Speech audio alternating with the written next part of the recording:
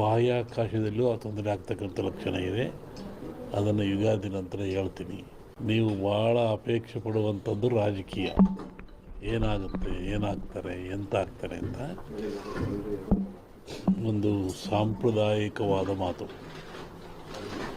ಎಲ್ಲ ಧರ್ಮಗಳು ಇದ್ದಾವೆ, ಎಲ್ಲ ಸಮಾಜಗಳು ಇದ್ದಾವೆ, ಎಲ್ಲ ವರ್ಗದವರು, ದೈವದವರು ಈ ಭೂಮಿಯಲ್ಲಿ ವಾಸ ಮಾಡ್ತಾ ಇದ್ದಾರೆ. ಒಂದು ಸಮಾಜ ಪ್ರಾಚೀನ ಕಾಲದಿಂದಲೂ ಸಹಿತ ಹಾಲುಮತ ಸಮಾಜ ಅಂತ ಕರೀತಾರೆ. ಹಾಲುಮತ ಸಮಾಜ ಅಂದರೆ ಅವರು ಅಡವಿಯಲ್ಲಿದ್ದು ಕುರಿಗಳನ್ನು ಸಾಯ್ಕೊಂಡು ಕುರಿಯ ಇಕ್ಕೆಯಲ್ಲಿ ಲಿಂಗವನ್ನು ಕಂಡು ದೈವಾರಾಧನೆ ಮಾಡಿಕೊಂಡು ಬಂದಂಥ ಒಂದು ಸಮಾಜ. ಪ್ರಕೃತಿಯ ಮೇಲೆ, ಗಾಳಿಯ ಮೇಲೆ, ಭೂಮಿಯ ಮೇಲೆ ಅವರು ಅಡವಿಯಲ್ಲಿದ್ದ ಕಂಡದ್ದು, ತಿಳಿದದ್ದು, ನೋಡಿದ್ದು, ಅನುಭವಿಸಿದ್ದನ್ನು ಹೇಳ್ತಾ ಬಂದಿದ್ದಾರೆ. ಅದು ಕುರುವಿನ ರಟ್ಟು, ಕೆಲವು ಕಡೆ ಕುರುಬು ರಟ್ಟು ಅಂತಾರೆ. ಅದು ಕುರುಹಿನ ರಟ್ಟು, ಮುಂದೆ ಏನಾಗಿ ಕುರು ಅಂತ ರಟ್ಟು ಅಂತಕ್ಕಂಥದ್ದು. ಹಾಲು ಕೆಟ್ಟರು ಹಾಲು ಮತ್ತು ಸಮಾಜ ಕೆಡಲ್ಲ ಅಂತಾರೆ. ಹಕ್ಕ ಬುಕ್ಕರು ವಿಜಯ ಸಾಮ್ರಾಜ್ಯವನ್ನು ಕಟ್ಟಿದರು. ಇದು ಹೇಳೋ ಉದ್ದೇಶ ಏನು ಅಂತಂದರೆ, ಇವತ್ತು ಹಾಲುಮತ ಸಮಾಜದವ್ರ ಕೈಲಿ ರಾಜ್ಯದ ಅಧಿಕಾರ ಇದೆ. ಬಿಡಿಸಿಕೊಳ್ಳೋದು ಸುಲಭ ಅಲ್ಲ. ಅವರಾಗೆ ಬಿಡಬೇಕೆ ಹೊರತು ನೀವು ಬಿಡಿಸಿಕೊಳ್ಳೋದು ಸುಲಭವಲ್ಲ. ಮುಂದಿನ ವಿಚಾರವನ್ನು ಯುಗಾದಿ ಒಂದು ಭವಿಷ್ಯದ ಚಿಂತನೆ ಏನು ಅಂದರೆ, ನಮ್ಮಲ್ಲಿ ಎರಡು ಭಾಗ ಮಾಡ್ತಾರೆ. ಒಂದು ಸಂಕ್ರಾಂತಿಯ ಭವಿಷ್ಯ, ಇನ್ನೊಂದು ಯುಗಾದಿಯ ಭವಿಷ್ಯ. ಸಂಕ್ರಾಂತಿಯ ಭವಿಷ್ಯ ರಾಜರಿಗೆ, ಮಹಾರಾಜರುಗಳಿಗೆ, ದೊಡ್ಡ ದೊಡ್ಡ ವ್ಯಾಪಾರಸ್ಥರಿಗೆ ಮತ್ತು ಅನೇಕ ಘಟನೆಗಳು ಬರುವಂಥದ್ದು ಸಂಕ್ರಾಂತಿ ಪುರುಷನ ಮೇಲೆ ಹೇಳುವಂಥದ್ದು. ಇದು ಯುಗಾದಿ ಮೇಲೆ ಬರುವದ್ದು ಯಾವುದು ಅಂದರೆ ಚಂದ್ರಮಾನ ಯುಗಾದಿ. ಚಂದ್ರನನ್ನು ಆಧಾರವಾಗಿರಿಸಿಕೊಂಡು ಮಳೆ, ಬೆಳೆ, ನಾಡಿನ ಸುಭಿಕ್ಷತೆ, ಆಗುಹೋಗುಗಳು, ರಾಜರು, ಆಳ್ವಿಕೆಗಳು, ಅವಘಡಗಳು, ದುಃಖ ದುಮ್ಮಾನಗಳು, ಸಂತೋಷಗಳು, ಇದ್ರ ಮೇಲೆ ಹೇಳುವಂಥದ್ದು ಯುಗಾದಿಯ ಸಂವತ್ಸರ ಫಲ ಅಂತ. ಇನ್ನೂ ಒಂದು ತಿಂಗಳು ಲೇಟ್ ಇದೆ ಯುಗಾದಿ. ಅದರಿಂದ ಆ ಫಲಗಳ ಹೇಳೋದು ಸ್ವಲ್ಪ ಕಷ್ಟ.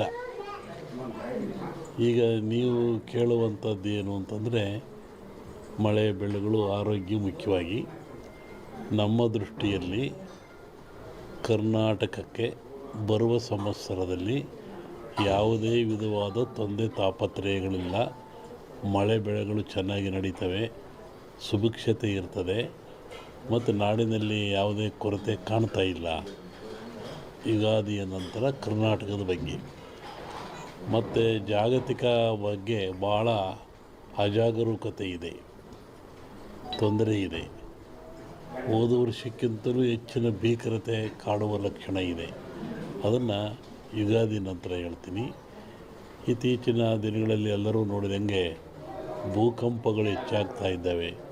ಇದನ್ನು ಒದರಿಸುವೆ ಹೇಳಿದ್ವಿ ನಾವು. ಇದನ್ನು ಭೂಕಂಪಗಳು, ಭೂಮಿ ಅಗಲತಕ್ಕಂಥದ್ದು, ಜನರಿಗೆ ಸಾವು ನೋವು ಆಗ್ತಕ್ಕಂಥದ್ದು, ಕಟ್ಟಡಗಳು ಬೀಳ್ತಕ್ಕಂಥದ್ದು, ಇದು ಮುಂದುವರಿದ ಜೊತೆಗೆ ಭೂ ಸುನಾಮಿ, ಜಲ ಸುನಾಮಿ, ಬಾಹ್ಯ ಸುನಾಮಿ ಅಂತ. ಇಲ್ಲಿವರೆಗೂ ಬರೀ ಜಲ ಸುನಾಮಿ ಆಗ್ತಾಯಿತ್ತು. ಸಮುದ್ರದಲ್ಲಿ, ಸಾಗರದಲ್ಲಿ ಸುನಾಮಿ ಬಂದು ತೊಂದರೆ ಆಗ್ತಾಯಿತ್ತು. ಈ ಸತಿ ಭೂ ಸುನಾಮಿನೂ ಇದೆ. ಭೂಮಿ ಒಳಗೆ ಸುನಾಮಿಯಾಗಿ ಕಂದಗಾಗ್ಲಕ್ಷಂದು ಜಲ ಸುನಾಮಿನೂ ಹೆಚ್ಚಿದೆ. ಬಾಹ್ಯ ಸುನಾಮಿ ಅಂತ ಬಾಹ್ಯಾಕಾಶದಲ್ಲೂ ಆ ತೊಂದರೆ ಆಗ್ತಕ್ಕಂಥ ಲಕ್ಷಣ ಇದೆ. ಅದನ್ನು ಯುಗಾದಿ ನಂತರ ಹೇಳ್ತೀನಿ. ನೀವು ಭಾಳ ಅಪೇಕ್ಷೆ ಪಡುವಂಥದ್ದು ರಾಜಕೀಯ. ಏನಾಗುತ್ತೆ, ಏನಾಗ್ತಾರೆ, ಎಂತ ಆಗ್ತಾರೆ ಅಂತ ಒಂದು ಸಾಂಪ್ರದಾಯಿಕವಾದ ಮಾತು. ಎಲ್ಲ ಧರ್ಮಗಳು ಇದ್ದಾವೆ, ಎಲ್ಲ ಸಮಾಜಗಳು ಇದ್ದಾವೆ, ಎಲ್ಲ ವರ್ಗದವರು, ದೈವದವರು ಈ ಭೂಮಿಯಲ್ಲಿ ವಾಸ ಮಾಡ್ತಾ ಇದ್ದಾರೆ. ಒಂದು ಸಮಾಜ ಪ್ರಾಚೀನ ಕಾಲದಿಂದಲೂ ಸಹಿತ ಹಾಲುಮತ ಸಮಾಜ ಅಂತ ಕರೀತಾರೆ. ಹಾಲುಮತ ಸಮಾಜ ಅಂದರೆ ಅವರು ಅಡವಿಯಲ್ಲಿದ್ದು ಕುರಿಗಳನ್ನು ಸಾಯ್ಕೊಂಡು ಕುರಿಯ ಇಕ್ಕೆಯಲ್ಲಿ ಲಿಂಗವನ್ನು ಕಂಡು ದೈವಾರಾಧನೆ ಮಾಡಿಕೊಂಡು ಬಂದಂಥ ಒಂದು ಮನುಷ್ಯ ಸತ್ತು ಹೋಗ್ತಾನೆ. ಯಾತ್ರಿಂದ ಇವತ್ತು ಮನೆಯಲ್ಲಿ ನೋಡ್ರಿ, ನೀವು ಅಡುಗೆ ಮಾಡ್ತೀರಿ, ಅಡುಗೆ ಮನೆ ಸ್ವಚ್ಛ ಇರ್ತದೆ. ಸ್ನಾನ ಮಾಡ್ತೀರಿ, ಸ್ನಾನದ ಮನೆ ಸ್ವಚ್ಛವಾಗಿರ್ತದೆ. ಊಟ ಮಾಡ್ತೀರಿ, ಊಟದ ಮನೆ ಸ್ವಚ್ಛವಾಗಿರ್ತದೆ. ಅಡುಗೆ ಮಾಡ್ತಾರೆ, ಪಾತ್ರೆ ತೊಳಿತಾರೆ, ತಿಕ್ತಾರೆ, ಸ್ವಚ್ಛವಾಗಿರ್ತಾರೆ. ಆಮೇಲೆ ಊಟ ಕೂತ್ಕೊಂಡು ಊಟ ಮಾಡ್ತಾರೆ, ಕ್ಲೀನಾಗಿರ್ತಾರೆ. ಅಂದರೆ ಸ್ವಚ್ಛತೆಗೆ ಬಹಳ ಮಹತ್ವ ಬಂತು.